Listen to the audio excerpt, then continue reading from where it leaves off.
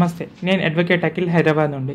ఈ వీడియోలో నేను ఒక పర్సన్ని అరెస్ట్ చేయాలంటే ఏ విధంగా అరెస్ట్ చేస్తారు, అరెస్ట్ చేసిన తర్వాత అతనికి ఉన్న రైట్స్ ఏంటి అనేది చెప్పబోతున్నా. ఒక పర్సన్ అరెస్ట్ చేయాలంటే పోలీస్ ఆఫీసర్ ఫస్ట్ అతనికి అరెస్ట్ వారెంట్ ఇవ్వాలి అండ్ అతని ఫ్యామిలీ మెంబర్స్కి ఇన్ఫార్మ్ చేయాలి. ఎందుకు అతన్ని అరెస్ట్ చేస్తున్నారు మొత్తం ఎక్స్ప్లెయిన్ చేయాలి బ్రీఫ్గా. ఎందుకు అతను అరెస్ట్ చేస్తున్నారు, ఏ విధమైన అక్యూజేషన్ అతని మీద ఏమవుపడింది అవన్నీ మొత్తం అంతా అతనికి ఎక్స్ప్లెయిన్ చేయాలి కేసు గురించి. అండ్ అతను అరెస్ట్ చేసిన తర్వాత అతనికి ఉన్న రైట్స్, అడ్వకేట్ని కలిసే రైట్ ఉంటుంది, అడ్వకేట్తో ఇంటరాక్ట్ అయ్యే రైట్ అతనికి ఉంటుంది.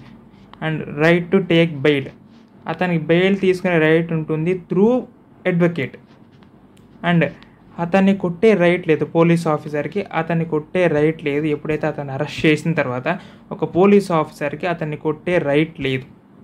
నెక్స్ట్ వితిన్ 24 hours, ఎప్పుడైతే అతను అరెస్ట్ చేశారో వితిన్ 24 hours అతన్ని కోర్టులో సబ్మిట్ చేయాలి.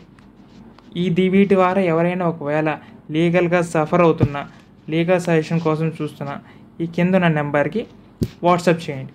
Thank you.